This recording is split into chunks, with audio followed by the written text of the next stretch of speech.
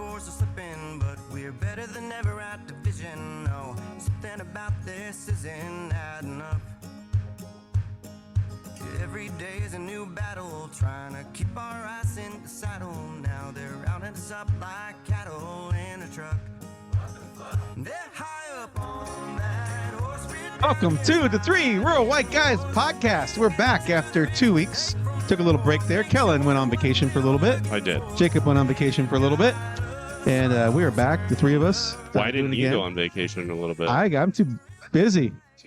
Oh, shit. I'm on my... Yeah, you're I'm watching our own thing right here. It's right playing it right back through. Hold on. You know, I wasn't actually on vacation. Well, I was on vacation. Yeah. That's not why we didn't record last week. Why didn't we record last week? Because I was getting a colonoscopy. Oh, that's true. Yeah. Wait, before we get there, if you're watching this first time, we're the Three Rural White Guys podcast. We're drinking beer in our garage, talking politics. Hey, We live in a rural community. We tend to be fairly progressive guys trying to figure out how to live in a rural community. We've been going at this for about 6 years. And we're not a bunch of nobodies. That's a long time. Kellen has a PhD in American politics. Sometimes. I got a master's degree in nonprofit management. And this guy over here to my left has been running emergency medical service stuff for God knows how fucking long. And is one of the premier experts in especially rural emergency services in the state of Iowa. Longer than some of y'all been alive. Yeah, seriously. We do have listeners that are that young, which is interesting. That makes me feel a little old now. So we actually know a little bit what we're talking about, but honestly, we have a great group of followers that like to chime in as we go. We have a following all across the country. We usually have quite a few thousand people that watch our shows. We have some Canadians who listen. Yeah, we do. We have people in Australia that listen. Do we and New really? Zealand. Yeah. I didn't know that. Yeah.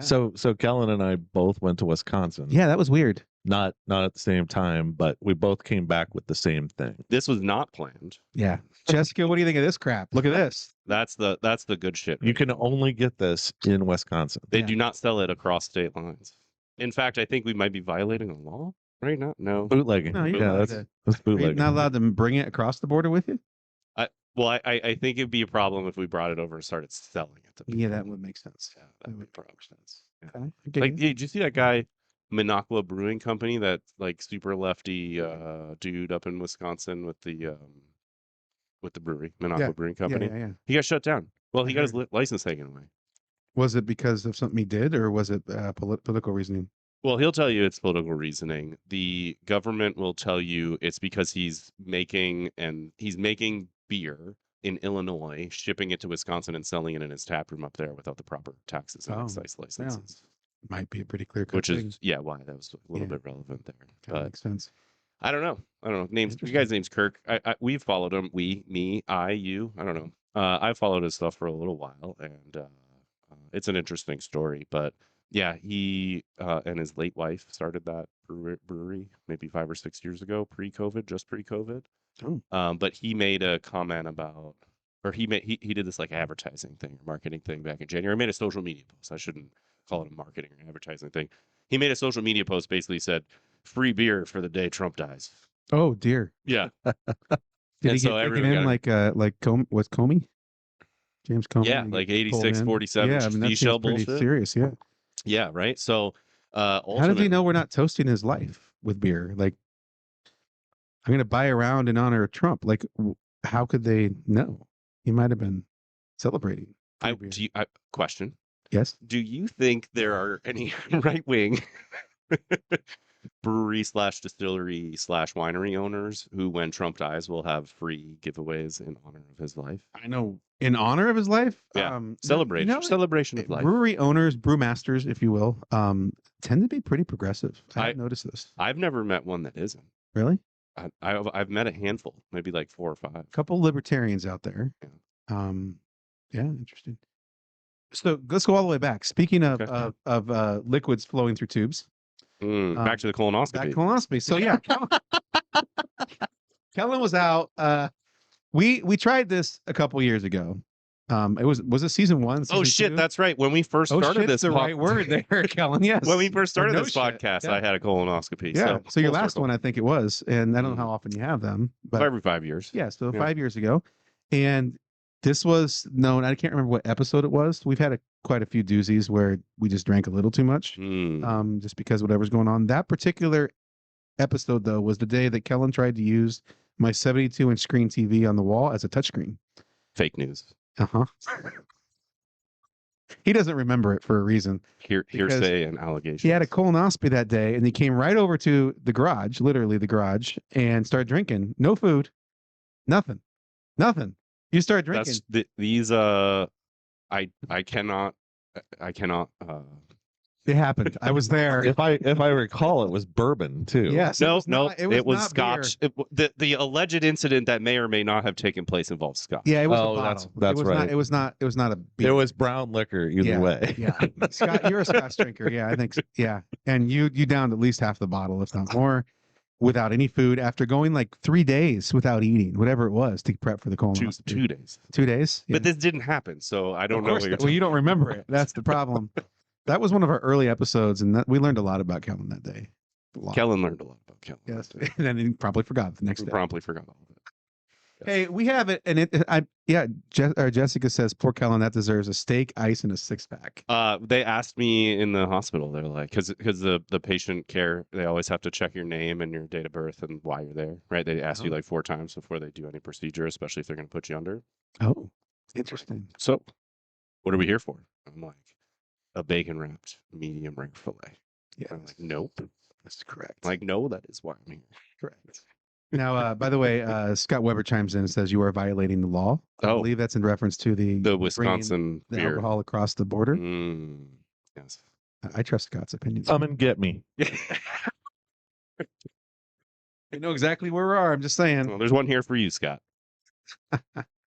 Hey, we have an interesting episode today, guys. A lot's been going on the last 2 weeks, especially. We're going to focus on the campaigns are really heating up. Mm-hmm. Like all the new ads are coming out.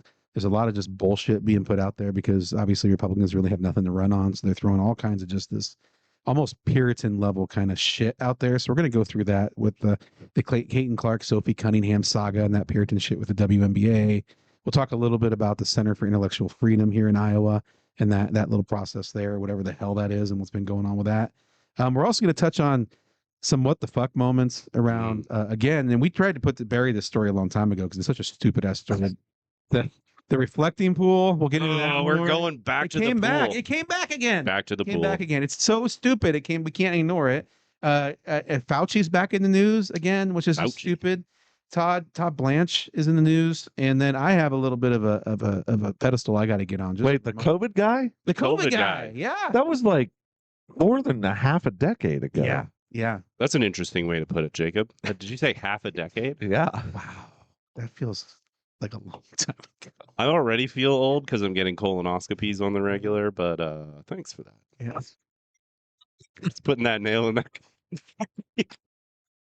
I just had to point that out. So sure. If you guys are good with it, I'd like to start with the University of Iowa Center for Intellectual Freedom. Who wants to give the breakdown of what the hell this is for any of our readers that are or listeners that are outside of the state of Iowa? I can give a 30 seconds. Just a clip of where it came from. You don't have to get into the controversy. No. What the fuck? No, you want to Kellen can explain it in depth. I'm going to give the simple explanation of it. Very good. Do it.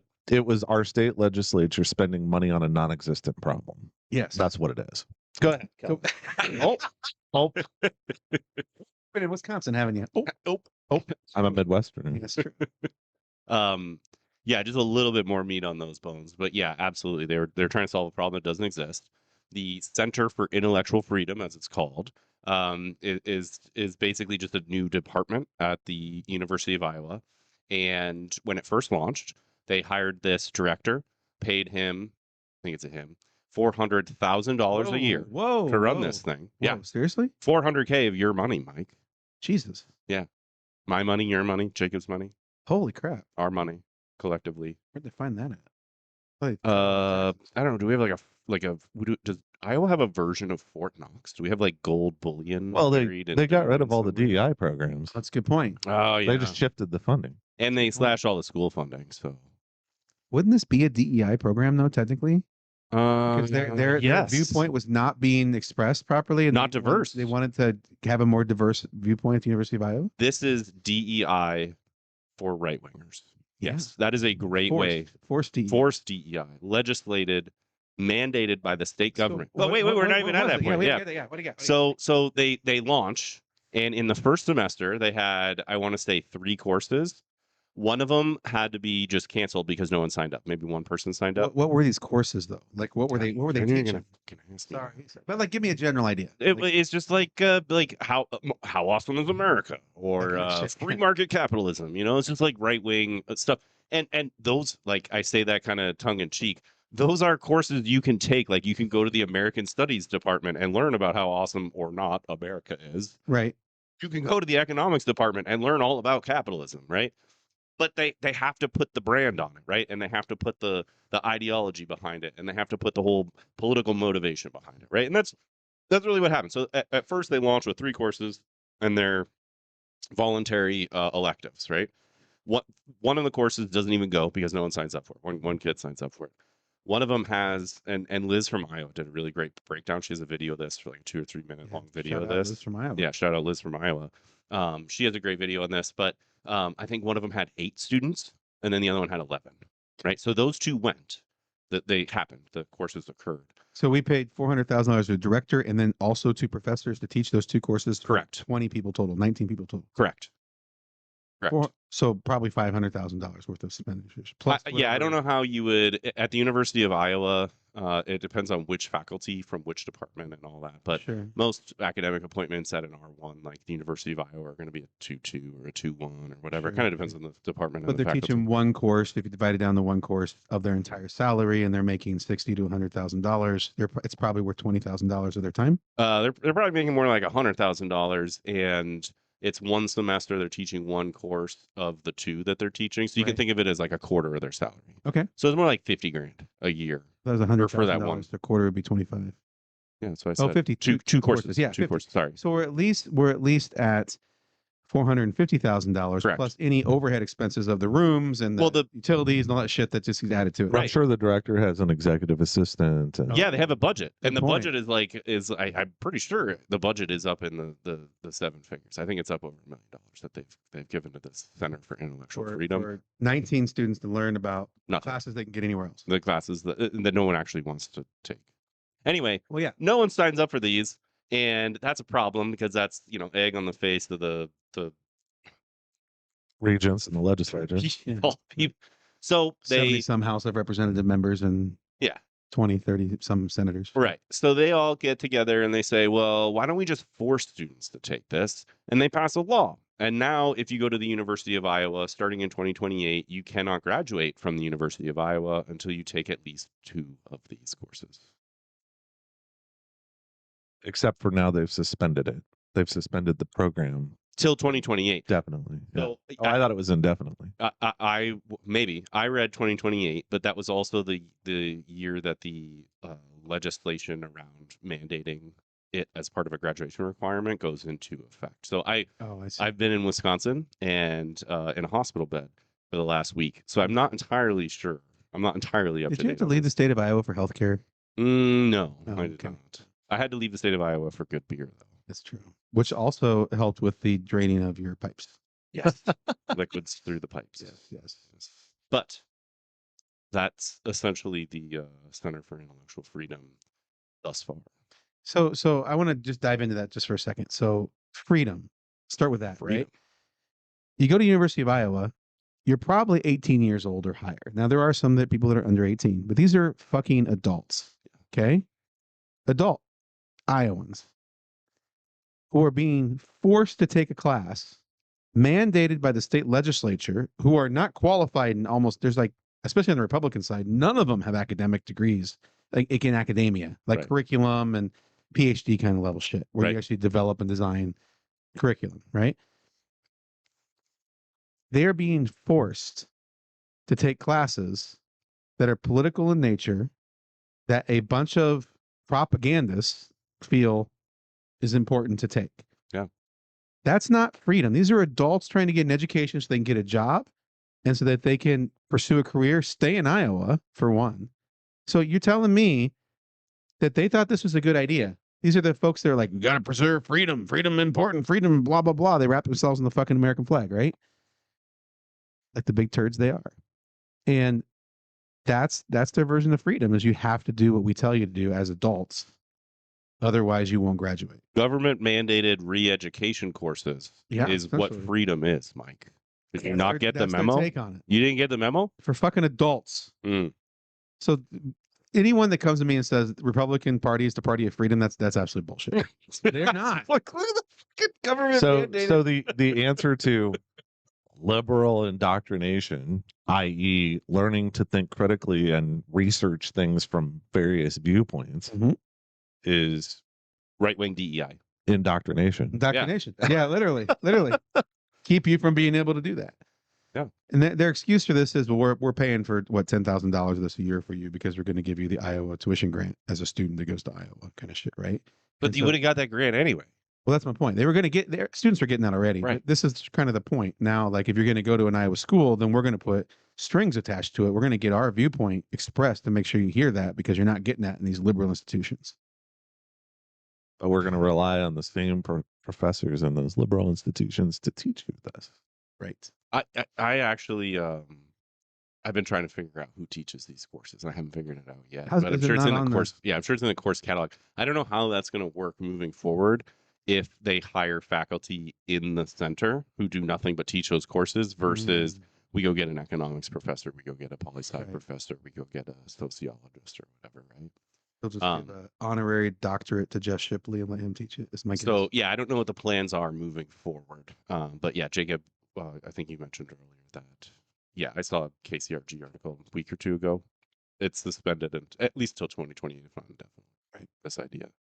So that's freedom. Yeah. You know, so that's the title of our show is the Puritan movement, or what do we call it? Puritan Test. Puritan Test. And we didn't say Puritan Not test. Purity Test. Puritan Test.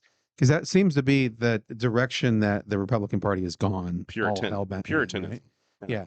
Like if you look online right now, anything like I intentionally delete my posts that I post on Facebook after about a week because that way I keep my algorithm sort of open so I get everybody's shit. That sounds weird. I don't know anybody who does it. But it's been great because then I can actually see the other side. Okay. Right. I get a lot of fucking right-wing content. And granted, I also comment on a lot of right-wing content because it's fun as fuck. And they all because it's not used to people being in their space. They're not used to people being in their bubble, their algorithm bubble. But I delete everything. I don't delete my comments, but I delete my posts. Because otherwise it just has me like friends with you guys and a handful of people that watch our show, and that's about it, right? What else do you really need, Mike? Correct. I just like know what the fuck's coming because usually the crazy shit gets put out about a week before it shows up on social media. Yeah, exactly. So like I just watch Steve Holt's feed, and then that's Steve Holt.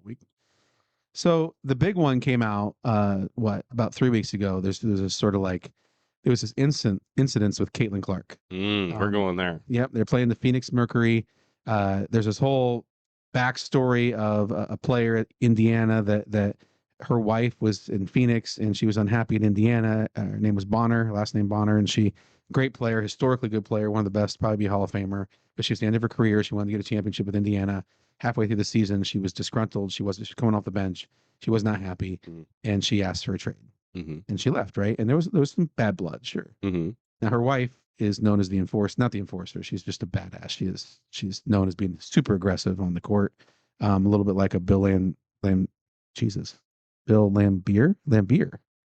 You remember Ryan Reeves? Fuck you, you fucking Ryan Reeves. Yes, like a Ryan Reeves. There's a whole backstory there we're not going to get into, but that was a great fucking comment. Was there colonoscopy involved with that too? That wouldn't surprise me. Ryan Reeves is known as the enforcer in the NHL. Like he's a badass, right?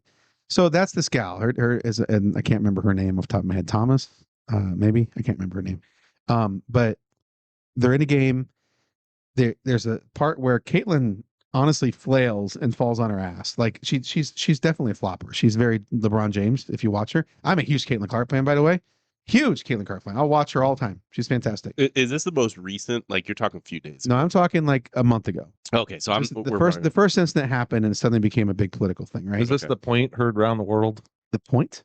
Yeah. No, yeah. So that's Sophie. Same game though. Same game. Okay, so this was a hot minute. Yeah, it was a hot minute. So that started the Sophie Cunningham thing, right? But in that game, the wife of the gal that left Indiana, Caitlin flops because she flops all the fucking time because she do basketball, but she had to flop because they weren't calling fouls, right? So she started doing the whole jerk thing, right? I saw a recent game. Sorry to cut you up, but a recent game where basically she gets plowed over, where she's going to the net, and gets plowed over and like has a contusion on her leg. And after the they game, called she's like, nothing. refs, you got to catch this stuff. Right. Like, And but so she's being forced to different event though. She's showing it more because otherwise she never gets the phone. And now she's being not just showing it on the court, she's being vocal about it in the post games and in the interviews. And they and have stuff been like that. for a while, to be fair. That's been a long going thing. But here's the deal. She falls on her ass. No one touches her. She falls on her ass. She like barrels into 3 or 4 other people. They all fall on their asses too, right? Yeah. And then the wife of Bonner goes to get up and fist to throw Caitlin pushing up. Like Caitlin's on the ground and she's right above her. And then immediately, if you watch it, it's like really quick, like, oh, sorry. Like, I didn't mean to get you right there as she's getting up.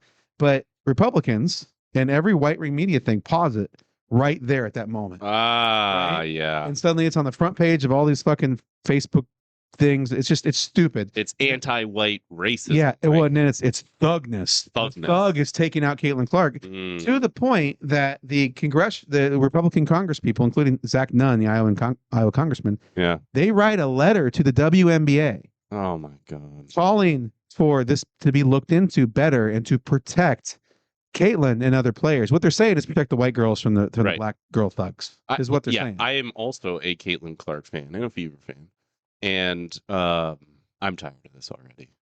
Right, I'm tired of this already. I get Caitlin's perspective. You got to make calls, right? That's just normal games. That's normal games. LeBron James said the same fucking thing. Right. Yeah, you have the exact same post game shit going on in the NBA. Right? Or the NHL or the NFL. Well, they just fight each other. They don't. Right. The NHL, they just go nuts. Right. That's what it is. Yeah.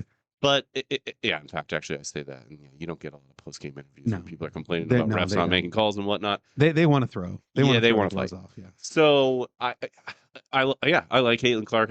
I like the Fever. I'm a fan, but this is getting old. Well, it gets worse. So then that exact same game, Sophie does the point heard around the world. Yeah. Which was funny as fuck. It was. Right? Yeah. I liked it. Memes galore. Memes galore. Yeah, and to be frankly, when Bonner left, I was like, fuck you. Like, everybody's like, well, she has the right to choose what she wants to do. I'm like, no, she signed a fucking contract. Finish the damn season. Just because you're not happy, follow through. That's one thing I learned a long time ago. Yep. She wasn't being abused. There was nothing wrong. She was coming off the bench. I'm sorry. Like, learn to figure out your team. It was bullshit that she left. I felt that way. Other people did not because they're very supportive of all the players. I was like, bullshit. She's a traitor.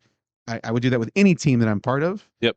And so when this all happened, they started jawing, Bonner and Caitlin did, and then they sort of bounced up against each other, and then Sophie did the point. But of course, that got taken way, way fucking out there as the white girl enforcer defending Kate, right? Mm-hmm.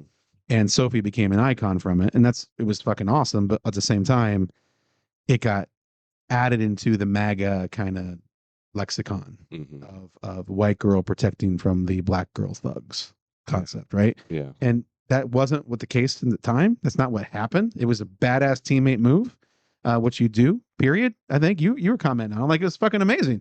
She was protecting her teammate. It doesn't matter if a white girl. Last year, she took out the white chick from UConn, just absolutely crushed her. I can't remember her name. Paige Becker. It wasn't Paige Becker. Not UConn. Connecticut. The Suns.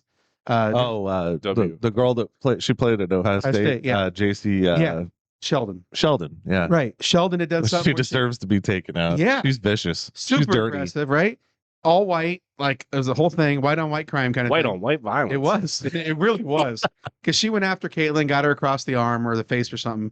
Caitlin started, then they got into each other's face, all that kind of shit. And then the next game, maybe 2 games later, JC Sheldon was going up for a layup, and here comes Sophie Cunningham, and it wasn't even pretend. Yeah. Like, she took her into the freaking pylon that holds the basketball thing up. Like, it was all on football tackle. Like, it was bad, right? Yeah. And that she became a legend for protecting Caitlin Clark. Yeah. Right? That wasn't black versus white shit, right? Right. All that said, this letter gets written by Congress. Congressional officials weighing in on WNBA, right? That's ridiculous. It's just dumb. But okay. It's dumb, right? Yeah. This isn't your fucking league. You don't own the league. You don't govern the NCAA like you do with the NCAA. It's like the president calling FIFA to get a player to back on suspended. Or to get a fucking peace prize, right? Yeah. Like, what the fuck?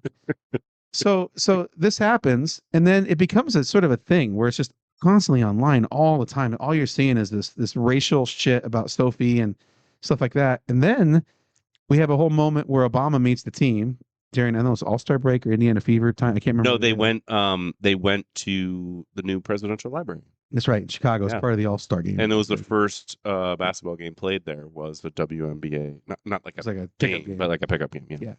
And Obama says very much caught on the mic, don't listen to all the haters, ignore the bullshit. Yep. You know, it was very clear to Caitlin. Caitlin's agreeing.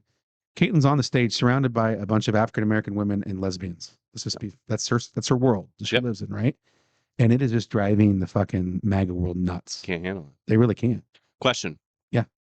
So this is becoming a prominent thing. More and more and more, you have politicians jumping into the world of culture, the cultural world of whatever. Right. And not just sports. Music, movies. Yeah. Right? Like the Odyssey was just released and everyone's so pissed that the Helen of Troy. Fantastic fucking movie. I didn't go see it. Was it good? No, I haven't seen it either. I've heard nothing but great reviews of it though. So by actual critics that actually watch movies for a living. Right.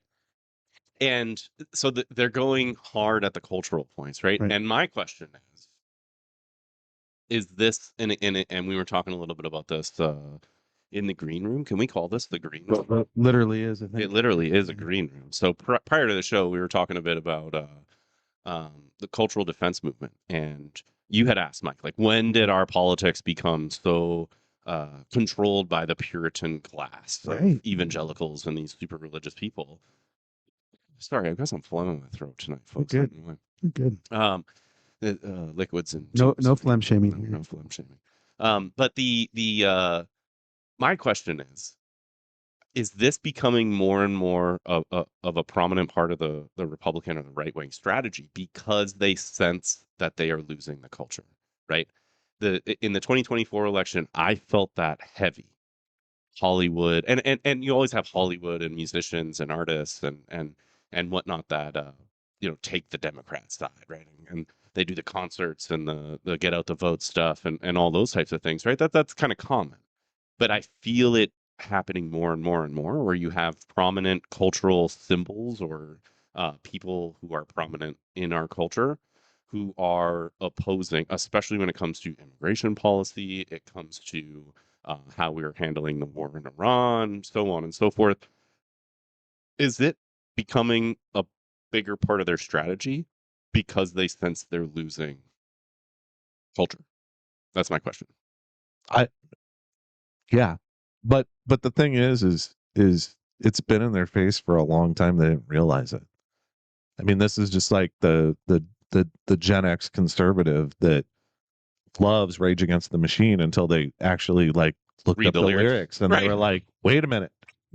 We are the machine. Or the fact that like, Bruce Springsteen's Born in the USA has been used in as part of election campaigns for a long time. Yeah. But it's an anti-war song. Yeah. And it didn't become a thing until he came out and told Trump, don't use it anymore. Like, I don't want to be associated with you. Well, sorry, go ahead, Jacob. And I think that's the thing is that probably more than ever, I think you see artists distancing themselves from Trump unlike has ever been done. It's not just a conservative thing. It's literally Trump and MAGA that they're distancing themselves from. So you're seeing that distancing on that side. I mean, their heroes are starting to do this. And these people that they've idolized are starting to do this, and they're struggling with drawing that line in the sand, I think. Yeah. Right. Well, and I feel they're starting to lose the cultural touchstones, the cultural places or havens that helped deliver the White House of Trump in 2024. And by that, I'm really talking about this whole, they call it the manosphere, right? So like Joe Rogan and the podcast bros, they're bailing on Trump. And a lot of it has to do with Iran, but a lot of it has to do with Epstein, and a lot of it has to do just with the cost of living and not delivering on promises, right? Trump said, I'll cut your energy bill in half, like within a year. Right. Like we're well beyond that, and my energy bill is higher. So let's say that the right way then.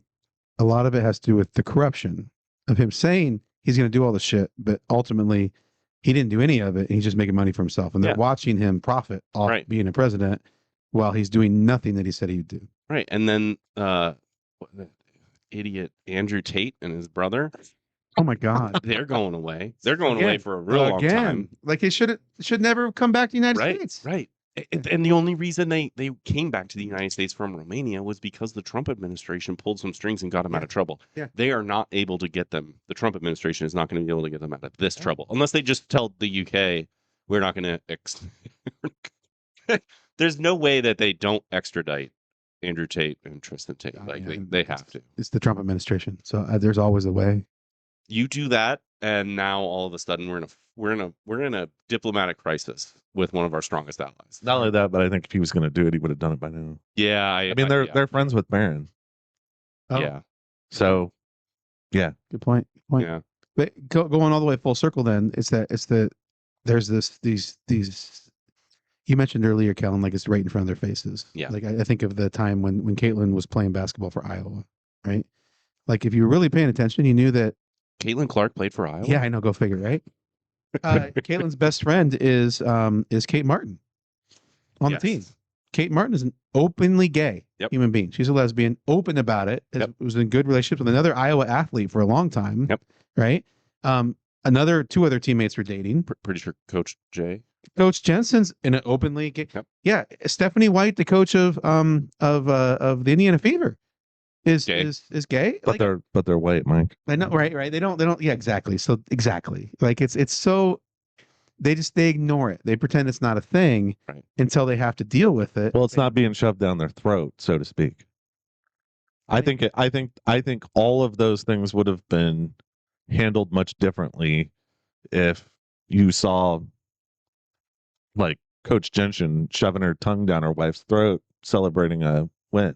I mean, she was there occasionally. They would kiss after a game, I think, on the court, like anybody would after a big win I know she was at all the games. I think. I don't know. I didn't see all that happen, but I know that kind of stuff was happening all the time in those games after. I mean, I went to some of those games. Like, they didn't hide relationships. I don't know about Coach J, but no, I'm not saying they didn't hide it. I'm just saying that it wasn't like a core part of their personality or their image. Oh, good point. But it was easy for people to sort of overlook that. Right. That and the fact that they're white. Right. Yeah. Exactly. Meanwhile, heterosexual relationships are like they're kissing on the court and no one even thinks twice about it, right? Just that they're gay, they're not allowed to do that publicly, otherwise people are going to take offense. Right. And it's right in their face the whole time. They just don't know it, to your point. It's not like so blatant, and it's convenient for them to ignore because the straight white girls draining threes from freaking Logo. Right. Well, and I mean there's a long history of this. Okay. I mean, you can point to a number of people in pop culture, whether they're musicians, whether they're athletes that have been gay. I'll use that as the example, where that's sort of overlooked. It's usually not until later on in their life or following their career after their death. On the music side, Freddie Mercury. Oh yeah. Elton John. Right. He's not dead. He's quite blatantly open. Well, yeah, but at the onset of their career, when they became super popular, it took a while. They were just rock stars. Yeah, right. At that time, yeah, it's a great point. So this whole saga with Caitlin and Sophie continues this last week. Sophie says on a podcast something like that she is opposed to trans women in sports. Yes. And with no nuance, no like anything more about what that issue is. It's a blanket statement. It's just a blanket statement, right? Yeah. And of course the right wing takes that up as like this massive thing. Right, and the rest of us are super disappointed. Yeah. As Fever fans, right. And there's only ever been one trans athlete in the WNBA. I was super pumped when Fever picked up Sophie Cunningham. Yeah, me too. I was like, wow. Although she did have that kind of background. She already had said. Did she? I didn't dive into that deep, but you just told me you deleted all your comments so you don't get the bubble. Yeah. So maybe I just need to delete, or not your comments, your posts. Yeah, start deleting, man. Actually, now that I think about it. She came out as a Trump supporter quite a long time ago. So a lot of left-leaning folks didn't like her from the very beginning, didn't want to see her at the Fever. Okay. I think she's a great athlete. Dude, she's from Southern Missouri. Exactly. Like no, that's Missouri. Or That's Missouri. Misery. In Iowa. Missouri. Yeah. I mean, and so like half the WNBA is like, I don't know how many of the players are openly gay, openly lesbian. I don't know how many, quite a few of them are trans in the sense they're non-binary. Right. They weren't biologically born. They don't necessarily identify as different gender they were born with, kind of thing. But there has been one trans athlete that was born and identified as male by a doctor when they were born, kind of thing, that played in WNBA. That happened. No one cared or thought twice about it, right? For the longest time, right? Who was that? I don't know. I just knew there was You just one. read- I you read read there was the one, report, and yeah. they're leaving there. I don't know who it was. I'm sure someone might Now comment. I'm gonna go dig this up. Yep. Yeah, I don't know who it was. You but- on it, Jacob? Yep. But even then, like, it wasn't like the best player of all time, right? This issue is like literally percentage wise negligible. Like So- when you look at like polling and stuff, you have a margin of error Yep. and all that kind of shit, right? Yep. And whether or not a fact is relevant or not, is it a strong enough correlation to actually be relevant, kind of stuff. There is, compared to how many girls that play sports, in terms of trans girls, there's like zero. Right. There is some that play. Are some? Are some? Sorry, there are some. Thank you. Sorry, I try really hard Fucking- not to you're correct you're going grammar. back into your I'm a teacher, I'm a professor thing, aren't you? Yeah. I've been Yeah. off the mic for a while. Yes, sorry. you have. It's all good. Thank you, Mom. Appreciate it, Mom. But like the number is so few and far in between. And what happens is Republicans find like the 5 they can Yeah. find, Yeah. and then they dig through and find the one of those 5 that actually is dominant in the Mhm. game, and then they post nonstop video of them dominating a women's game, right? Right. Which when you play against Asia Wilson, she's dominating you way fucking more than that chick is, right? Like, So you're telling me the trans woman assigned male at birth who was playing in the WNBA was not the top scorer, No. player, best player in the WNBA? no one even knew she was fucking trans. Like it never even like occurred to anybody. I guess I don't know. Some people may have known inside in the thing, but I'm saying in all sports, period. Yeah. There may have been 1 or 2 big ones that have made like championship level like athleticism shit, but you have to understand this. I think is the problem with being from rural Iowa, is that we see the world as like, oh, there's a handful of sporting events every day that happen. The Panthers play in this event, or they do this, and we see the Hawkeyes play, right? They don't realize that in every damn small community across the entire damn state of Iowa, there's athletic events going on. And in every town that's larger than 10,000 people, there's probably a college of some kind playing some kind of college event with 8 or 9 sports in a given year that they have going on. And then there's club sports and there's team sports. There's all this other shit, rec league stuff. There are sports happening all the time with literally millions of people participating at any given time, in any moment during the daytime in the United States. And a small handful of those games that are happening have a trans person playing in them, let alone a good trans woman playing against girls. And finally, it's a fucking game. Get Okay. over it. No one's suffering. Hold on because you though. got your ass Hold kicked. on though before you guys say anything more about this. Yeah. The player in question is Laisha. I'm sure I'm blowing that up, but or Laisha Clarendon. Okay. She was the first non-binary transgender athlete in the WNBA, but she is basically trans women to man, not the other way around. Oh. Okay. She's had top surgery. And I only know who she is because she's not that good. But even then, like I just looked up, like, if we think about it the other direction, where you have people who are assigned female at birth who are now trans men. Mhm. There are several. So Mac Beggs is a wrestler, Right. assigned female at birth, trans man, Right.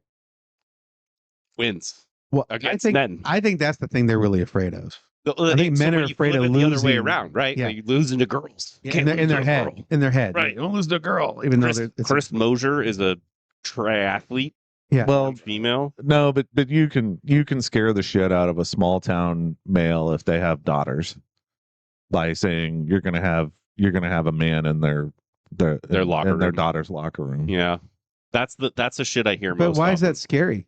Like we had that survey we did online. Like if would you rather be locked in a bathroom with a male you'd never met or a trans trans male, woman? trans woman? Yeah. Here's yeah. here's where I diverge from this a little bit. Go ahead. And I guess I can kind of understand perhaps where Sophie Cunningham's coming from. Okay. Is there's We're good.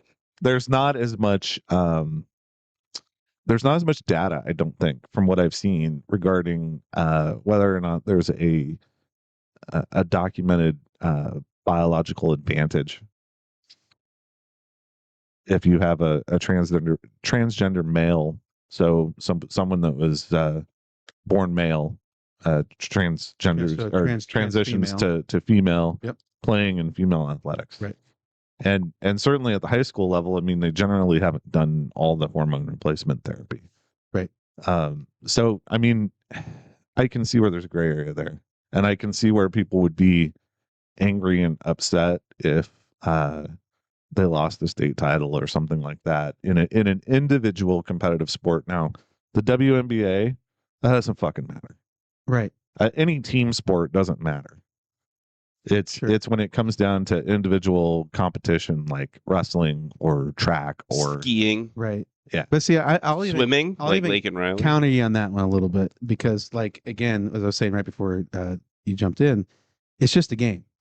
No one is losing their lunch off of it. No one's getting that girl who may have gotten second place because they had to compete in the 4x100, no, just the 100-meter dash against a Riley Gaines, not Lakin Riley. Sorry, I messed that up. Lakin Riley was Riley Gaines, different one. Yeah, right? Riley Gaines. But the girl that got second place in the championship of a state track meet, right, in an individual competition, she still got a fucking amazing scholarship to go to college to run in track, right? The coaches know it's just a freaking game. Like, oh no, you didn't get a gold medal, you got a silver medal for that. It doesn't change your life in any way, shape, or form. Right. And if you have a halfway decent fucking parent to explain, like, you know, there might have been an advantage there, I don't know. Like, it's just a game. Like, we're not talking about shit. Like, some 3-year-old just watched his dad get gunned down by ICE in Maine a month ago. That we should be fucking, you know, protesting about. That's horrid. That kid got his life absolutely changed and whiplashed. Sports is sports, and we're taking it so fucking seriously. Right. And here's the alternative. Is what the reason I push back against that is the alternative is that we don't allow these athletes to play against the gender that they feel they are inside. And by the way, not a choice. It is very much documented in scientific journals and studies that, by and large, anyone who identifies as trans does not see it as a choice. They discover it about themselves. Mike. Not a choice, right? But hold on. Okay. Hold on. So that said, the alternative by not letting them compete is a 20% suicide rate. Yeah. By those kids. Yeah. So, like, with all due respect to the parent to Riley Gaines is a great example, who has gone on a career because she got 5th place and tied with a trans woman. Fuck you, Riley Gaines. Like, fuck you. Like, oh no, you had to share a damn podium. Your life didn't change at all. She came in 5th. She came in 5th, yeah. 5th place. She didn't share anything. No, she tied for 5th place with the gal, sorry. She tied for 5th place. But she didn't share the podium because the podium's top 3. No, it was a multi thing. It was like one of those eight places. Oh, 8 places. Yeah. So she get the participation trophy. She did. She didn't even, but she tied for participation trophy. She tied for the participation trophy. Yeah. But that's what I'm saying. Like, your life we have did the little not change. Womp, womp. I know, right? Your life did not change. It's a game. Right. And the trade-off, and this is why coaches and teachers and professors and doctors and parents are all like, it's okay for them to be part of this, because the trade-off is you have a bunch of kids committing suicide because people are assholes and don't want to treat them for who they are and how God made them, or you lose a fucking track meet. Right. So it's like, a trade-off. Oh no. Like, and then I get into the whole bathroom thing too on that one. That's the big scare tactic, right? It's like, oh, you have a male and no, the issue is not that someone could harm your daughter in a bathroom. It's not what gender they are. Right. The issue is an attack. Right. Right. And it's not even close. The numbers aren't even close. Straight white males, even when they're not supposed to be in the bathroom, they go in the bathroom and they attack the women. Yep. Like, that's the threat. Yep. There are very few, if any, there are some cases of transgender people attacking other people, but it's nothing to do with their gender. Statistically speaking, it's even less likely to happen than the Yes. straight women. Yeah. Question, pop quiz. Yeah. Go ahead. How many NCAA athletes are there? It's single digits in there. No. Total NCAA Yeah, athletes across all the NCAA. I can't I don't remember. know, a couple 100,000. It is between 510 to 530,000 athletes over 1,100 member colleges and universities in any Okay. given year. It varies, right? Yeah. Each year. How many? Wait, 510. How many? 510 to between 510,000 and 530,000. 500, 500,000. There Yeah. are more than a 500,000 Thank you. NCAA athletes. total. You didn't add the 1,000 part right there at the end. You Sorry. just said 510. I'm like, Oh, I'm sorry. 510K, 530K, yeah. somewhere in there, that range, any Yeah. given year. How Right. many transgender total, either way, trans women or trans men, how many total transgender student athletes are competing in the NCAA? Less than 100. The NCAA president, Charlie Baker, testified to Congress that known transgender athletes competing in the association numbered in the single digits. Yeah. Yeah, I was gonna say I thought it was like 3 or 4. It's difficult because a lot of them don't report. Right. Some of them, but it's fewer than 10 Well, and in any given year. let's look at that for a second. Let's even talk about there's not a direct correlation between biological intersex and transgender identity, gender identity, but they think there's some connections with it, right? What you're born with in terms of your enzymes, your parts, all that kind of stuff.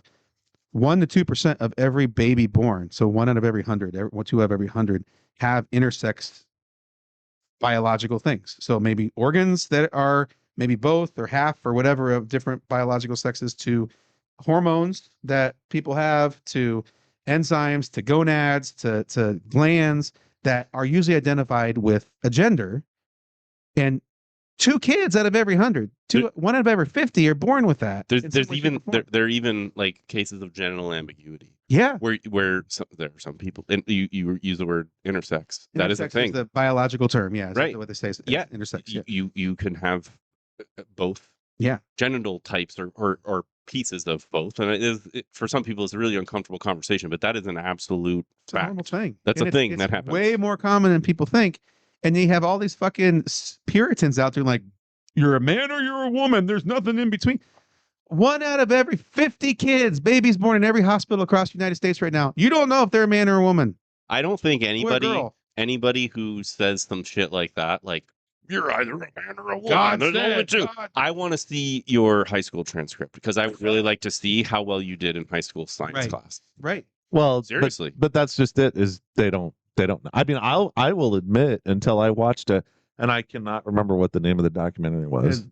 With Katie Couric, that one. Yes. National Geographic has it. I can't remember what it's called either. But Yeah. it's a great one. Yeah. Yeah, because I mean, they talked about how up until basically the early '90s, that if you had both parts, they would just snip that off and be like, Right. "Yep, you're a girl." They make the How do choice for choose? you. Yeah. But you know, it doesn't her choice become first. obvious until puberty, depending upon how those hormones get released and what those chromosomes look like. Yeah. And there's a lot of fucking chromosomes. And we're not normal. There's no such thing as binary gender. People don't figure that's basic science. That's 101 shit that a lot of people. But here's the argument you get is, well, God says there's one or the other. And that's that Puritan test we're getting at again. Yep. And they're saying they're protecting girls in sports, and what they're not doing is they're not protecting these 1 out of every 50, 2 out of every 50 kids. Yeah. They're not protecting those kids. And that's what we're doing. We're coming in and saying, stop harassing, stop bullying, stop causing these kids to want to commit suicide. Yeah. Because that's far worse than, oh no. Here's the thing. I played basketball in high school, right? I played against Ricky Davis. Do you guys remember Ricky Davis? He played in the NBA. He played for Iowa. I remember Ricky Bobby. Well, Ricky Bobby is amazing. Shake and bake, baby. Jess Settles. Yeah, of course. I played Yeah, against Jeff Jess Settles, Yeah, right? yeah. For most Iowans, Jess Settles. He was one of the greatest freshman players ever. He had a bunch of back issues and didn't really finish his college career. Probably could have been in the NBA if he didn't have that, right? Yeah. But he was dominant in high school. He played for Winfield, Iowa, which was 10 minutes down the road from Mount Pleasant. Tiny Yeah, school district. Absolutely Tiny. schooled us. He could shoot from Caitlin Clark range, but he was 6 foot, what? I know 5? where his house is on the way Yeah. to Minneapolis. Yeah. The guy was dominant, right? Mhm. How the fuck is that fair? he just happens to have bigger genes than everybody else, and he has a shooting gene because he can make any fucking shot. Like, we had to play against Jeff Settles. I honestly don't see a difference. Ricky Davis, fucking, our only goal was he didn't dunk on us. That was our game plan. He's not going to dunk. Keep him away from the net, times, right? Yeah. He was from Davenport West. He came in, and our only goal was keep him from dunking on us. He scored 45 on us, and he went and played at Iowa, played in the NBA. Like, that's a genetic advantage that guy has, and it is not fair. It is not comfortable. It is not safe on that court with Ricky Davis. He's Right. going to fly over you. Like, You gonna whoop that ass? he is, and he Yeah. did. He absolutely whooped our fucking ass. Yeah. So they're telling me that, and there's Aja Wilson, right, and all these other great players that are like that, and quite frankly, Kate Martin, Yeah. will whip your fucking ass, and she did. She was sort of Caitlin's enforcer, Yeah, in she a was. way, right? Like, And that's honestly, I think, why she couldn't find her place in the WNBA, Kate Martin. she's Because still finding it. She's still finding it. I think she ends up in coaching. I hope so eventually. She's I want gonna to be see a her good give it a shot. coach. She's still a Los Angeles Spark on a developmental contract. I know. Let's see. Tough to see. Yeah. But that said, that's not my point. Is there are dominant people on an athletic field because they're Yeah. genetically better than everybody else. It doesn't matter what fucking gender you are. You're Right. going to have that. Has nothing to do with your gender. We chose to separate out people by gender for whatever reason at one point. And honestly, like, you get into co-ed leagues. Europe has a lot of co-ed leagues. They separate everybody out by ability, flat up. Like, I find it very odd that the sociological hat comes on, and I'm like, we spend a lot of time like covering our bodies and our genitals and our parts, right? But then we identify our genitals and our parts by the colors that we wear. Like, a Mhm. boy can't wear pink and a girl can't wear blue, right? Well, Right. they can, but for the Puritan class, point in all of this. There's a podcast. It's one of those. I love true crime podcasts. You guys get into true crime podcasts at all? No. I know No, some people no. listen to them before they go to bed, and I'm like, really? I'll watch them on Netflix. I've been listening to one. Do you really? What's a good one on Netflix? Worst Neighbor Ever. is a Worst pretty good Neighbor. one. Ooh. The Staircase is a good one on Netflix. Okay. They have one on the Murdochs down in South Carolina on Netflix. That's Isn't there pretty one good. about Idaho murders or something that's going on right now? Everybody's talking about. Yep. So have we talked about how he was No. my student? No. What? Brian Koberger was my student at DeSales University. Seriously?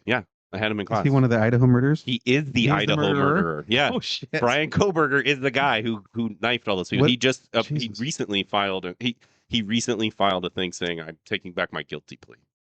So this is maybe becoming a thing again. But anyway, yeah, he pled guilty to avoid the death penalty. But yeah, he's the guy, the Idaho, Moscow, What'd you University teach of Idaho, him? No. political theory. Mhm. He was there for a master's degree in criminal justice. Are you allowed to talk about Brilliant. this as a teacher? Talk about your students. Um, Don't get in trouble. generally, I can't Okay. talk about like his grades or his Okay. what. Super smart kid. Performed very, very well. Not notable, other than very smart and did very well. Kind of went under the radar and whatnot. He was recommended out of our department, the social sciences department, for a PhD, and like Oh. that is really like for an undergrad student, for faculty to be like this person here needs to go get a PhD. There are only so many PhDs, right? So for somebody to identify on this guy needs to go for a PhD, which is how Sure. he ends up where he was. I think he was at University of Washington and then went to Idaho, like crossed the border to go do the murder. So how do we get to the murder thing? Oh, We podcast. stacked. Yeah, podcast. So, yeah, go ahead. I watched this true crime. I was listening to this true crime podcast, and it's called Dead Certain, and it's a relatively recent one, and it's about Michael Skakel and the Martha Moxley murder from 1975. Okay. So Michael Skakel was 15. Martha Listen to Moxley. this like on your trip home on vacation. Yeah, I listened to the With whole the- way up with and the the whole way kids back, and then I in the listened to car? it. Well, they have like headphones. Oh, okay. One of them's 3 and doesn't understand it. It's like, Yeah. Continue. Sorry. nah, I've lost my train of thought. You were listening to this podcast.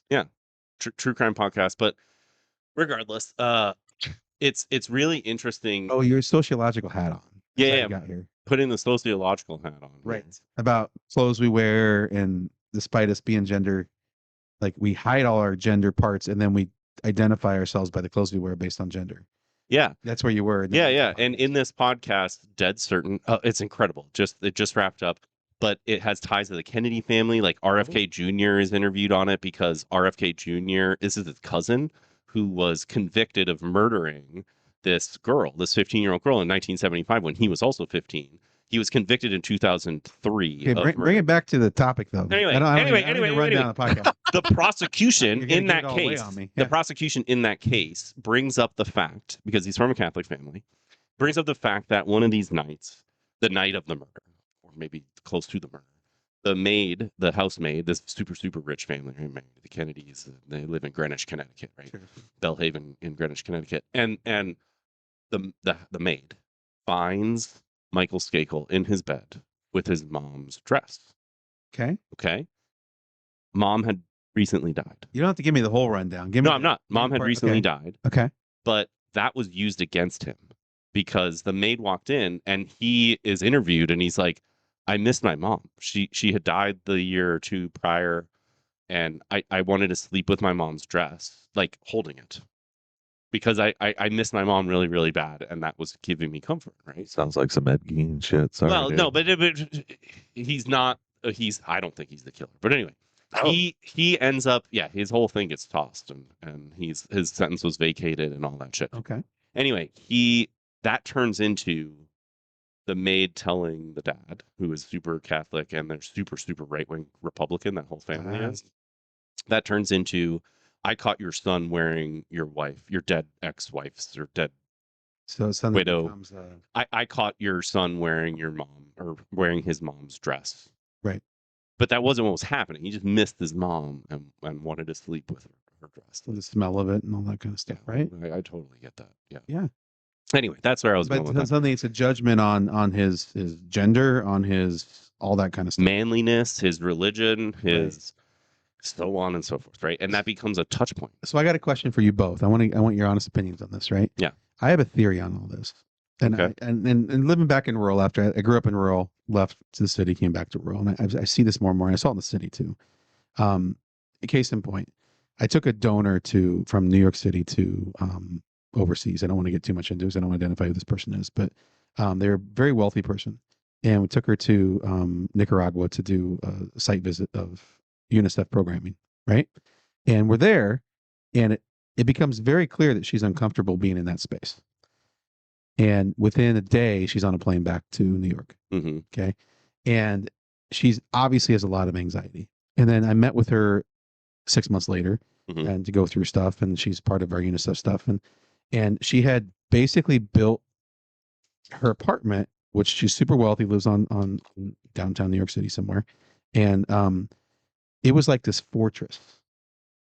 She had used all her money to have like 4-door people that kept people from getting in. All these like security things, like you could not get to her. It took forever to get to her apartment to even meet with her because you had to go through all these security checkpoints. She is nothing special.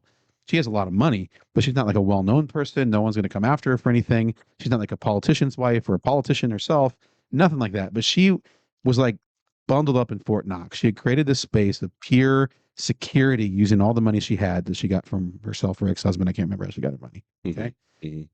Clearly anxiety. Okay. Clearly she is scared silly. Yeah. Right. About something, about life, about dangers out in the world. She's been told this shit. Right.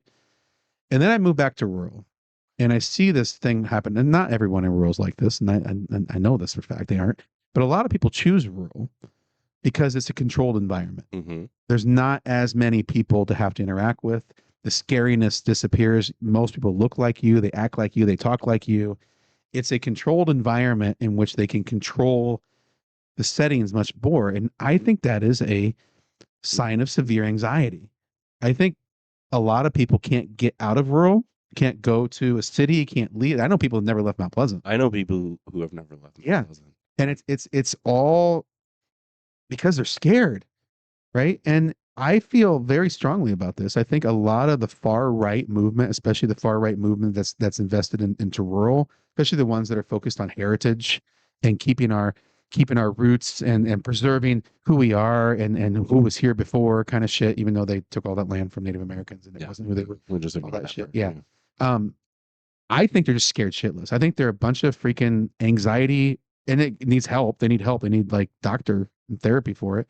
but I think they're just scared shitless little cowards who can't get out of their fucking bubble.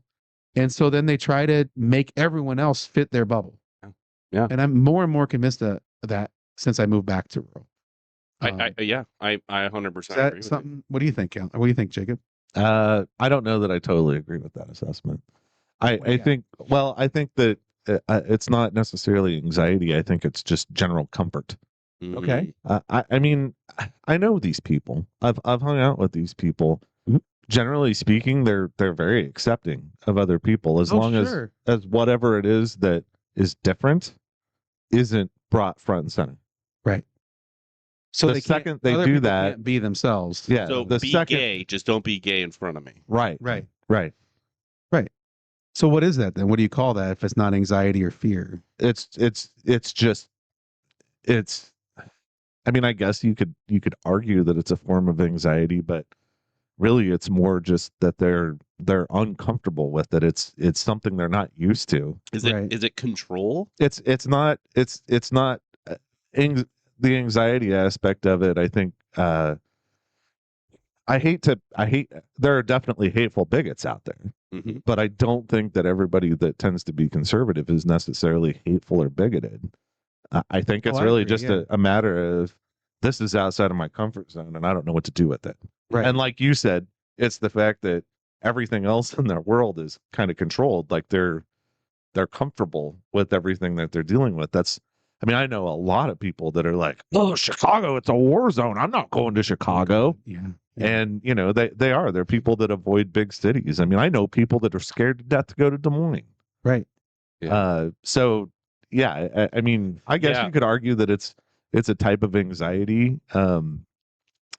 But I don't like painting it in the brush that they're necessarily like hateful or intolerant. So Melody in her comments chimed in and said they've studied this. And I believe Melody is correct. People who are conservative are more scared. We talked a little bit about like some of the brain scans and some of the we talked about that with the amygdala and things like that. The fear response aspect of it. Yeah, there's definitely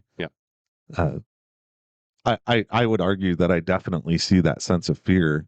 Less anxiety, more fear is what you're saying. But it goes back to, I mean, I think you can really, I'm obviously no expert in this, but I think you can argue that goes back to sort of the tribalism, evolutionary survival, right? Mm-hmm. That anybody who's not like us is a danger. Is the enemy kind of thing. So this is where we get sort of a point of conflict that exists in our rural communities as a result of that, is that you're absolutely right, Jacob. I don't think many people are hateful. I don't think, I know I have family members that you could, if you called them like bigoted or hateful, they would get really offended because they're very kind people. And in general, when given all the information and time to adjust and all that kind of stuff, they're actually very, very accepting people. But what we've developed in a lot of our rural communities instead, as a result of that discomfort that you're describing, people just uncomfortable, is people who are gay, people who are trans, people who are independent as a woman, even, and not traditional like trad wife in some cases, people that have a different perspective on the global world, whatever it might be. They can't be their authentic selves in front of them because they're told you're stepping out of line. Yeah. And that makes me uncomfortable. I got into a whole Facebook deal with that a couple weeks ago that actually generated the topic that we talked about 2 weeks ago about It Is Personal. I think it was what we titled that show. It is. But like, so we all have to be, or in this case, my kid has to pretend that they're a straight girl. Modify their behavior in order to make that person feel comfortable. Right. And that's where that's where I think people don't realize that there's a difference, but it's still the same. It's not vengeance filled hate. I hate black people. I hate women. I hate gay people. It's not that kind of like hate that people have when they're angry, but it's, I don't want to be uncomfortable. So you can't be yourself. And what that does is that tells somebody they can't be themselves. And that's not okay. That's a form of racism. That's a form of sexism. That's a form of sexism that people don't identify as isms, but it still is. Like if you're not allowed to be yourself, in front of a group of people, that's a form of racism. That's a form of sexism, a form of heterosexism. Question. Yeah. There was an evangelical preacher. Let's call her that. Her name is Whitney Lynn. Oh, I probably should have said her name. Whatever. She's a Instagram influencer. Okay. The reason I didn't want to say her name is because I didn't want to give her like traction. Oh, Her sure, faith, right? sure, not, sure, not sure. because I'm like worried about outing her. She was recently hauled off of a United Airlines, Alaska Airlines, United Airlines, one of the two. Oh, I think I saw this. She was recently hauled off a plane. So the plane is like delayed, right? And it's like sitting on the runway, I guess, and they're not going anywhere and whatnot. And she gets up and starts preaching about like the end times. On the plane? On the plane. Like people are on the plane and they're like waiting a taxi to take off and the plane's delayed. And so Whitney decides, and she broadcasts this on like TikTok or some fucking platform. She decides what she's going to do during this plane delay is I'm going to preach the gospel to this entire plane full of a captive audience. And I'm going to get up and tell them about how awesome Jesus is and about how the end times are upon us. She went into the end times preaching, right? And like, even if it wasn't just the end times, like the whole preaching thing. So my question here is like, we're in this same scenario, right? Like if I'm on that plane, I am incredibly uncomfortable with someone getting up and talking about how like the end is nigh and we're all going to die and Jesus is the only salvation and repent or face hell, fire and brimstone. Am I like she gets hauled off the plane, like the attendants come and get her, and then she posts like her victimization video of her getting hauled off, and she's like, "Oh my God, talking about Jesus gets you kicked off a plane now," right? Which was her intent in the first place. Yeah, of course it was, right? Now she's viral, and that's why I didn't want to say her name. And now she's viral, and everybody. So I'm like, and I'm just playing a little devil's advocate here, right? Like, so that if I'm on that plane, I'm uncomfortable. And it's like, do I have the ability to say, I guess the question I'm really asking is like, where as a society do we draw the line, or where as a society do we say there are guardrails or there are rules or there are guidelines? I guess I saw that this week and I said, I would absolutely stand up and clap for the airline attendants who hauled her ass off the plane, because I don't want to listen to someone preaching at me for 30 minutes about how my soul is damned to hell while I'm waiting for my fucking flight to take off. Give me your opinion on this then. Yeah. Different scenario. She instead stands up, pulls out fucking Twilight, the book. Vampires. Right? Yeah. Vampires. Yeah. And she starts reading at the top of her lungs the last chapter of the book that you're reading right now, by the way. It gets spicy. And you want to, well, no, not even spicy. Who cares? Who cares what topic is? Okay. Maybe it's the end of it and you're trying to read the fucking book. I just outed myself as someone who's read Twilight. I've read Twilight. Dude, you were like a teen when that thing came out. You better have been reading Twilight. That's part of it, right? Yeah. I should be the one like, I was in my 20s and I shouldn't have been reading Twilight. But like, I don't want to hear any fucker getting up and read any book to me while I'm in the damn airplane. That's my space. Twilight, the Bible, the Quran. You're taking advantage of the fact that people the vagina dialogues. Like it doesn't matter what it is. I don't care if it's like a repair manual for a 72-inch television. Like, shut the fuck up. Like you have a airplane where people can't leave.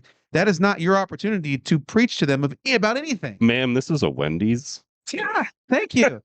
That's why she should get hauled off the plane. Yeah, I would clap for that reason because shut up. Like, you don't like. I don't want to hear you talk to me. It's a different scenario, right? That's essentially what I'm hearing from you. I didn't sign up to go to a fucking lecture. Yeah, it's a public. I don't care what the lecture's about. It's a public space. It's a captive audience. Melody just turned captured audience. Absolutely, captured audience. That's it. Yeah, that's it. That's bullshit. You don't do that. You get different scenario. That's you're disturbing the peace in that context, regardless of what you're talking about. Yeah, it's like it's kind of akin to like a movie theater. Like you have a movie theater, you get people up and aren't give there like to hear speech. you Like, give a speech. Yeah, sit down. But I will also counter that argument by saying that isn't that really kind of just a general part of a social construct? How so? We all have to deal with people that make us uncomfortable at various points in time. Right. Whether it's a coworker, whether it's a family member, whether it's a customer. I mean, there's always going to be those situations where you're put in a position where the situation makes you uncomfortable. Right. And so you adjust your persona to a certain degree to accommodate it. That's the I mean, how many times, I can think of a million, not a million times, because I didn't probably run that many calls, but I can probably easily think of several hundred times out of the thousands of ambulance calls that I responded to where I had a patient that I was not comfortable with. Yeah. For whatever reason. But my job is to look past that. Yeah. But it's also a choice you made with that job. That's part of it. Sure. Right. I think that's the part that I see as the tension there is there's a lot of people, and it's usually not white men, straight white men like us, that are constantly put in uncomfortable situations. I even heard it today. I was in a room with an elderly gentleman and another woman, and he made 2 different times. The guy made sexual comments, and I'm just like, dude, like, no, like shut the fuck up. We're not even talking about that. What the fuck? Like, why did you bring that up? And I think what a lot of women have told me is that like that's constant. It's nonstop, and they're constantly put in uncomfortable situations where they have to deal with that shit and they have to adjust who they are.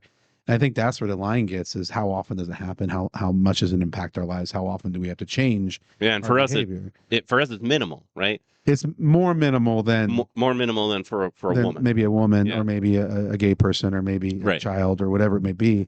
I think an adult white straight male probably has less instances of discomfort than most other people, stereotypically. But I think what Jacob is saying though is it does happen at some frequency to everybody in society. 100%, yeah. And you have to make those. So there's a balance there. I'm hearing. Well, I mean, I guess to draw it back to a political aspect of it, for us to walk into any local restaurant or bar and sit down and start talking politics.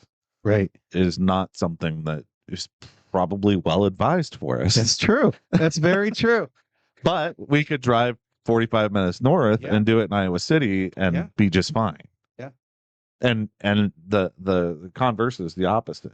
Oh yeah, you can't wear a MAGA hat into a bar in Iowa City and not expect to get harassed. No. So, I mean, it really comes down to, I think, again, that tribalism aspect of it. Like, what is the majority in that area? I mean, that's why we have different groups that sort of coalesce with each other where they're comfortable. Because well, even changing it to who's in power in that area, even there's less majority, but who's in power, and that's where you get into some of the sexist shit and some of the heterosexist shit too. But I think where things have really changed, I think, in the last, or I should say, where we have taken a step back, both as a state and a country, over the last decade. Has been like, it's one thing to be like, I don't, whether it's a religious issue or just a personal issue or whatever your issue is, to say I don't agree with the homosexuality. Right. That I think it's a choice that people make, that it's some sort of a mental disorder, and it's gross and disgusting and it makes me uncomfortable and I don't like talking about it. There is a big difference between that and actually taking that person's civil rights away. And I think that is the important thing that often gets left out of these discussions when you're talking with these people who are not necessarily hateful bigots, but that situation makes them uncomfortable, is bringing that conversation around to this isn't about your comfort. This is about the fact that these people aren't being treated as human beings. Right. Yeah. That's a great point. That's a very good point. Yeah. I think that's one of the things that bothers me is the people that do pass those laws are bigots. Yeah. Mm-hmm. And it's one of those pieces that a lot of voters ignore about those elected officials. They see a handful of political sides they like, and then they ignore the fact that they're bigot. Yeah, there's a difference between being afraid and uncomfortable and anxious, whatever adjective or whatever we want to use to describe them. Right. And then the difference between that and then taking steps to harm another person simply because of who they are, what they do or think or believe. Well, it's kind of like the well, they're still doing it. The schools are like, they're making it sound like you can get like a boy can go in and get his penis cut off over the lunch hour at school, Paid, With a right? nurse. Paid for by the school. The nurse is gonna do that for you, man. Yeah. I mean, anybody who has a school-age child knows that's total bullshit. Right. They know that, but that's not the target. The target is the older people who think their grandchildren are being subjected to this, Right.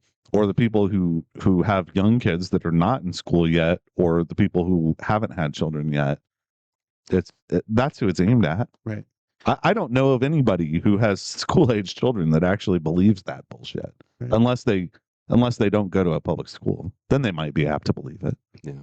Well, and there's the consequence, right? Is we know it's not happening. So in the minds of these fuckers that do that say those lies, that spread those rumors, I'm not even talking to people that share it online. I'm talking about the people that start it. So Trump says it. Trump literally has said that numerous occasions. Yeah. And says like transgender for everyone, and they're doing surgeries in schools and shit. Like JD Vance said that kind of shit, right? They know it's not true. And Dude, well, I'm spread not that so in. sure about Trump. He may think it's true. I mean, that guy has no idea what That's a good any point. average American deals with. That's a You good remember there's like a week long in the news cycle where everybody thought he misheard somebody who said cisgender, point. Oh yeah. and Yeah. and he started saying 6 genders. Yep. You remember that? Well, do you remember they opened up their asylums and sent their Oh, they're asylum asylum people- seekers. yeah, but they were from asylums. They're from mental institutions. That's what he started saying because Yeah. he had misunderstood what asylum seeker meant. This is a strange confession to make. I'm going to make a confession to you. What do you got? What do you got? I often, and by often I mean once, twice, maybe 3 times a week, I ponder. Hold on. Do we need to pause? I don't know what's coming out of your mouth right now. What do you got?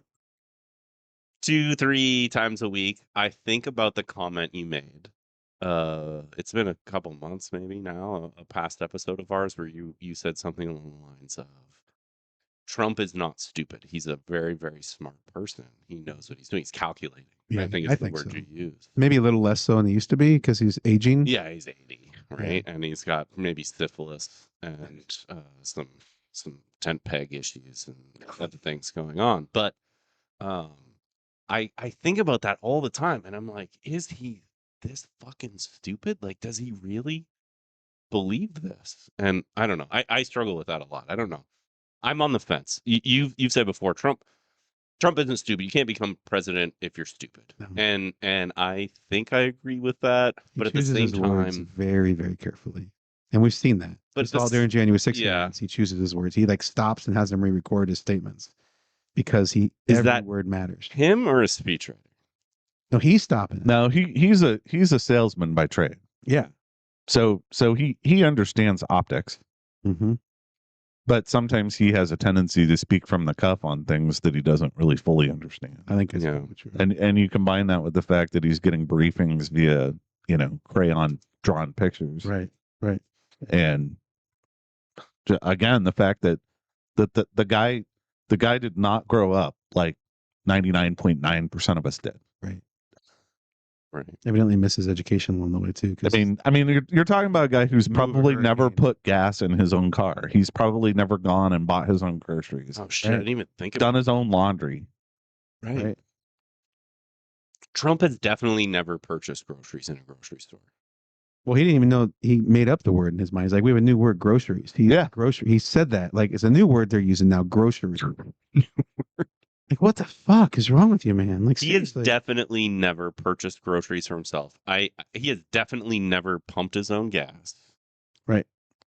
So let's go there for a second then, Yeah. because we have a couple other topics to hit before we finish up here. 'Cause we're getting yeah, we're like an hour 20 in. Yeah, we really got on a we went deep tangent. on the Puritan shit. It feels like we've been talking for 15 minutes, but it's been an hour and 15 Woo, minutes. We're flying. So let's get into real quick because we have to talk about it. This reflecting pool scenario. Oh, for fuck's sake! Back to the Again, algae. Yeah, and it comes back to Trump thinking what things is one way when they're really not. Does he know they're not this way? We don't know. But what happened that made the entire fucking world laugh at Donald Trump this week? So you may remember that they arrested a former Olympian. Yeah, the canoeist, right? Is that what they're called canoeists? Is it canoer? Canoer. Canoer. canoe. He's an Olympic athlete. Yeah. Basically, he took a piece of the liner that they're calling it now, even though it's not a liner. I mean, it was paint that was painted on. That was peeling, right? That was floating on the surface of the water. Like he took it. He just picked it up. But they decided to scapegoat him and basically claim that, you know, he was running the Antifa lab that I was running to grow the algae. Right. Yeah, you know, because you do. Yeah. How does one grow algae, Jacob? By the way, Water, heat, and light. That's really all you starting need. to smell. We need to get rid of that lab. I know it's around the corner here. Yeah, it's right around the corner. It's starting to- But if you remember, Trump said that there was a three. They told him there was a 350. Well, it increased in size. Oh, by the day. By the day, Yeah. there was a gash where they cut it with a knife, even though he said the liner was so thick you couldn't cut it with a knife. But yeah, that's they said it was an act of vandalism. So they decided to scapegoat this guy. Is there a liner on your truck bed, Jacob? Yes. Have you ever tried to cut it with a knife? I have not tried to cut it with a knife, but I have drugged plenty of things over the top of it, and you cannot damage it. No. I mean, I scratched it. I've scratched my liner. Does it I have peel? never It's supposed scratched to be it. scratched. Like, I don't. I have never scratched it. No? No. I definitely have some, like, chunks taken out, but I haven't seen the metal on the bottom of it yet. No. And it's not peeling off. So I mean, it could just be the fact that granite's not supposed to be fucking painted. Right. Maybe, yeah. Good point. or it was like the dead of summer and like you pumped in all these chemicals and all of the fuck. Well, at first the algae started, right? And then the solution was pump all these chemicals in to deal with the algae. Yeah, the hydrogen peroxide. The hydrogen It was peroxide. lasted, what, a day before it turned green again? Right. And then the paint the paint starts chipping and peeling and coming up. So this guy's arrested. So he's arrested and he's scapegoated as being the quote unquote vandal, which from the beginning everybody was saying, like, do you have camera footage of this? Like what? Oh yeah, we got it all on camera. And I mean, how do you know that there's a gash in the bottom of the pool while it's still full of water? Right. Right. So Scuba divers in there. I mean, to be clear, there's cameras on this thing 24/7. not to mention the fact that, like, what was it, last week or the week before, like they had an FBI investigative team out there, like literally like taking measurements and shit. Mm-hmm. Well, at first it was 300 feet, then it was 350 feet, then it was 300 yards. Is that what he said that time? Yeah, Trump said Yeah, 300 he's yards. dumbass. So anyway, Janine Perot, Fox News host, And Miss Boxwine. she's an assistant attorney general. Yep. We probably shouldn't Or talk shit U.S. about. Is she assistant attorney general or U.S.? I think She's the U.S. attorney for that district. We probably shouldn't talk shit about her being a raging alcoholic while we drink beer on the podcast. But just I'm not gonna alcohol shame people. But anyway, she announced earlier this week that, or maybe it was late last week, that they were dropping charges against this guy.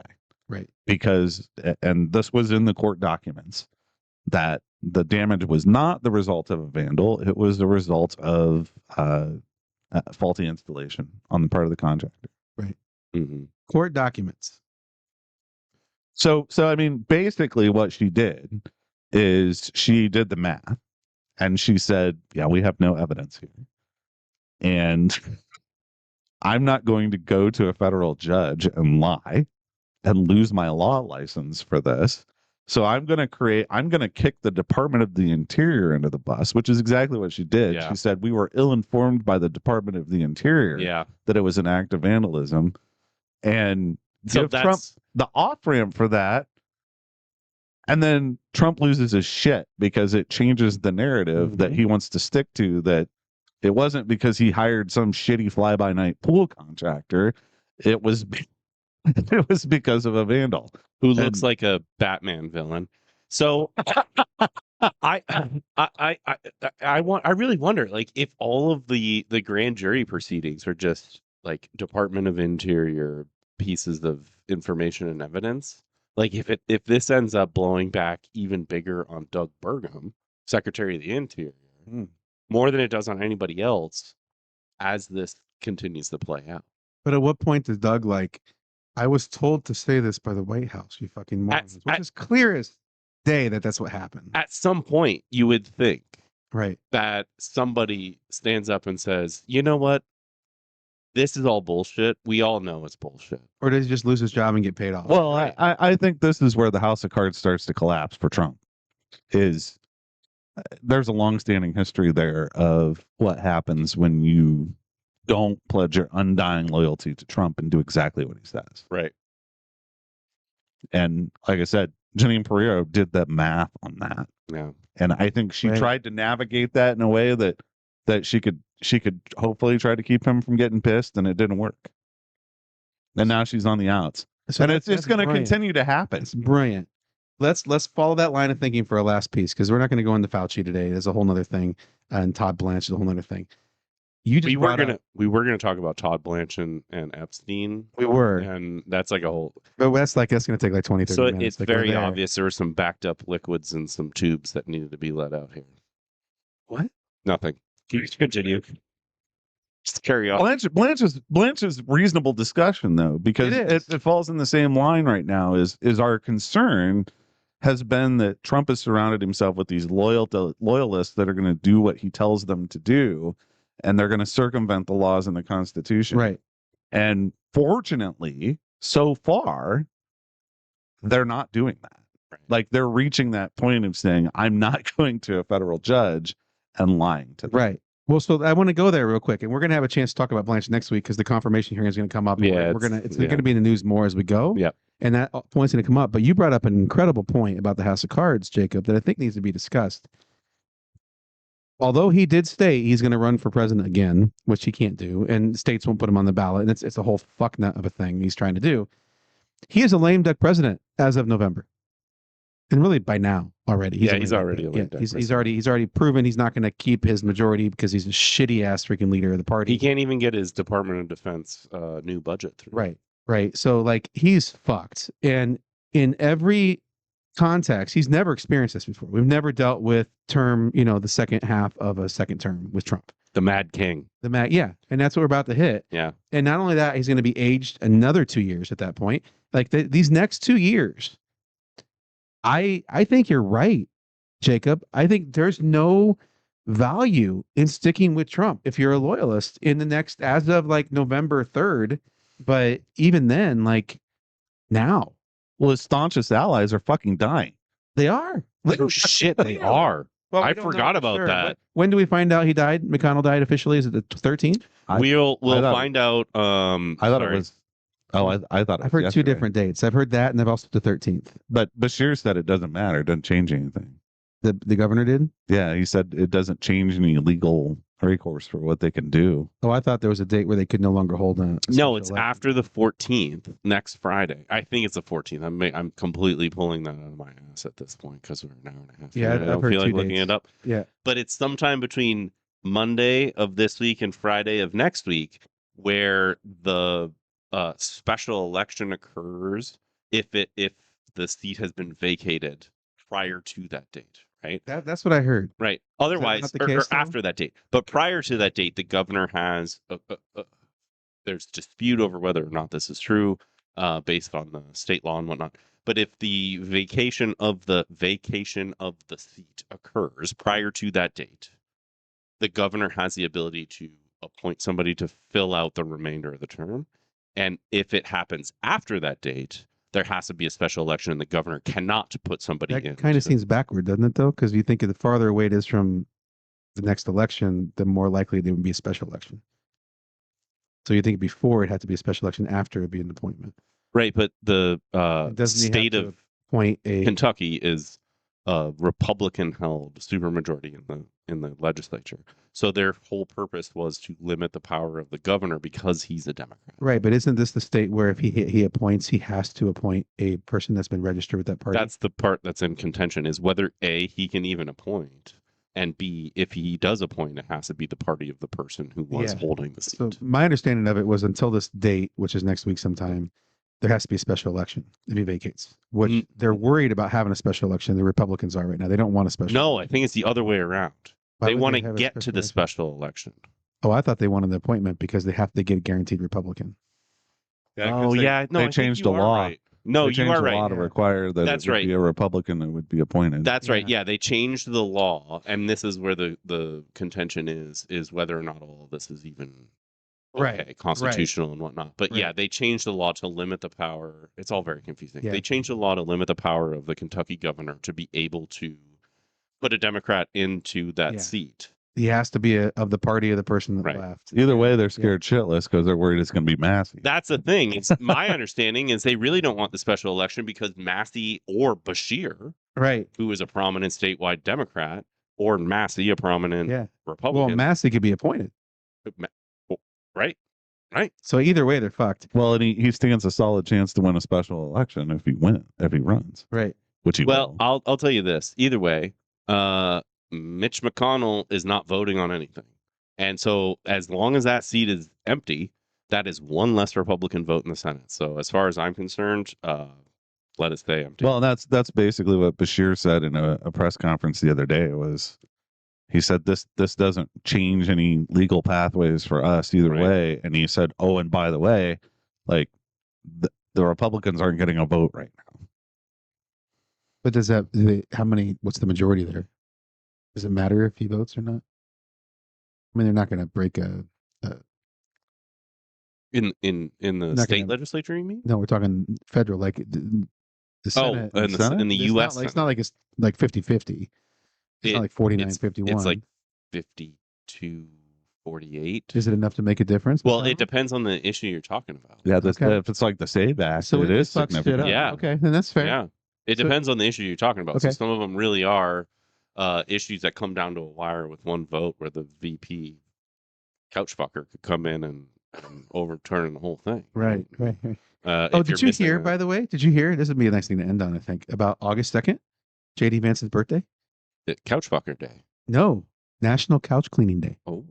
Someone literally submitted it to National Calendar Holiday thing and got accepted. No. And so, so August 2nd is now officially known as National Couch Cleaning Day. It also happens to be JD Vance's birthday. Well, good for saying. him. Just saying.